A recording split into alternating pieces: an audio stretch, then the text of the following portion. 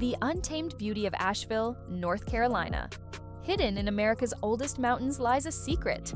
Waterfalls that thunder through ancient forests. A 250-room castle built by America's richest family. And a city where bears outnumber traffic lights. This is Asheville, North Carolina, where wilderness meets wonder.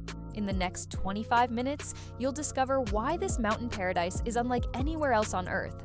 The Blue Ridge Mountains surrounding Asheville are 1.2 billion years old.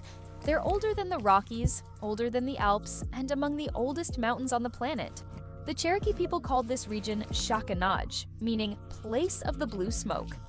That mysterious blue mist you see hanging over the peaks, it's not just beautiful, it's alive. The dense forests produce organic compounds that create that signature haze. The Blue Ridge Parkway cuts through these mountains for 469 miles. It's called America's most beautiful road, and the Asheville section is the crown jewel. Drive up to Craggy Gardens at 5,500 feet. Every June, the mountainside explodes with purple and pink rhododendrons stretching as far as you can see. But the real giant here is Mount Mitchell. At 6,784 feet, it's the highest point east of the Mississippi River. Stand on that summit and you can see mountains stretching 85 miles in every direction. You're literally on top of the eastern United States. The weather up here changes fast. Crystal clear skies can turn into fog and rain in minutes. That's the nature of these mountains, wild and unpredictable. The Pisgah National Forest protects over 500 acres around Asheville. Black bears roam freely. White-tailed deer browse in meadows. And here's something incredible. These mountains contain over 60 species of salamanders. That's more salamander diversity than anywhere else on Earth. Scientists call this the salamander capital of the world. The forest floor is a carpet of moss, ferns, and wildflowers. Hundreds of species of birds nest in these trees. This is one of the most biodiverse temperate forests on the planet. Within an hour's drive of downtown Asheville, over 250 waterfalls cascade through the forest. Looking Glass Falls is the most famous. 60 feet of water crashes into a crystal clear pool. On summer days, you can wade right into that freezing mountain water. The waterfall is named after Looking Glass Rock nearby, a massive granite cliff that reflects sunlight like a mirror when it's covered in ice. Want something more dramatic? Hike to Linville Falls. This 90-foot waterfall drops into Linville Gorge, known as the Grand Canyon of the East. The gorge itself plunges 2,000 feet deep. The Linville River carved it over millions of years. The Cherokee believed powerful spirits lived here and avoided the area. Multiple trails lead to different viewpoints. From the bottom, you feel the power of the falling water. From the top, you see it disappear into the massive gorge below. These waterfalls create their own ecosystems. The constant spray produces microclimates where rare plants thrive. Moss gardens and fern grottos grow in the mist that other places can't support. Then there's Sliding Rock. This isn't a waterfall you just look at. It's a 60-foot natural water slide carved into smooth granite. 11,000 gallons of water flow over it every minute, creating nature's best water park. You can slide right down into a 7-foot deep pool at the bottom. Every season transforms these waterfalls. Spring snowmelt creates thundering torrents. Summer brings moderate flows perfect for swimming. Autumn frames them in red and gold leaves. Winter can freeze them into crystalline ice sculptures. The mountains are always changing, always alive. In 1888, a 26-year-old man named George Washington Vanderbilt II stepped off a train in Asheville. He was heir to one of America's greatest fortunes, and he immediately fell in love with these mountains. George Vanderbilt was different from other Gilded Age millionaires. While they built marble palaces in New York and Newport, he dreamed of creating a self-sustaining mountain estate that combined European elegance with American wilderness. What he built became the largest privately owned home in American history.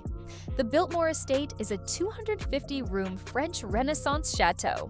4 acres of floor space, 35 bedrooms, 43 bathrooms, 65 fireplaces. It took 6 years to build. 1,000 workers labored on it. When it was completed in 1895, nothing in America compared to it. And still today, it remains the largest private home in the country. Walk through the front doors, and you enter another world. The banquet hall has a 70-foot ceiling with a massive fireplace and an organ loft. The library contains 10,000 volumes in 8 languages. The Winter Garden features a glass ceiling where palm trees and orchids thrived year-round. There's even an indoor swimming pool with underwater lighting. In the 1890s, this was revolutionary technology. But George Vanderbilt wasn't just showing off his wealth. He was a genuine visionary who cared about conservation. He hired Gifford Pinchot, who would later become the first chief of the U.S. Forest Service, to manage Biltmore's forests. Right here on this estate, the principles of American forestry were pioneered.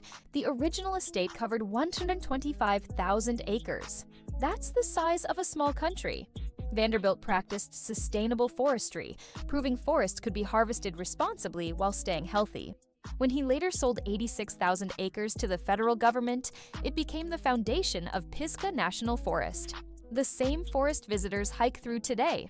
The estate's gardens were designed by Frederick Law Olmsted, the genius behind New York's Central Park. He created seasonal gardens that bloom year-round. Spring brings waves of tulips. Summer explodes with roses. Fall features thousands of chrysanthemums. The 4-acre walled garden alone contains tens of thousands of plants, arranged in stunning geometric patterns. Today, Biltmore is still owned by the Vanderbilt family, now in its 4th generation. Over 1 million people visit every year. But it's not just a museum. It's a working estate with a winery, farms, and active conservation programs. George Vanderbilt died young at 51, but his vision lives on. He proved that great wealth could create something meaningful, something that honored both human achievement and the natural world. At Biltmore, wilderness and civilization don't compete. They enhance each other. Downtown Asheville itself is a masterpiece. The city features one of the finest collections of Art Deco architecture in the Southeast. These buildings went up during the 1920s boom. When the Great Depression hit, Asheville went so broke it couldn't afford to tear anything down. That financial disaster became architectural preservation. Today, Asheville has more artists per capita than any American city. It has more craft breweries per capita than any city on the East Coast. James Beard award-winning chefs run restaurants serving modern takes on traditional Appalachian food. The River Arts District transformed old industrial buildings into studios for over 200 working artists.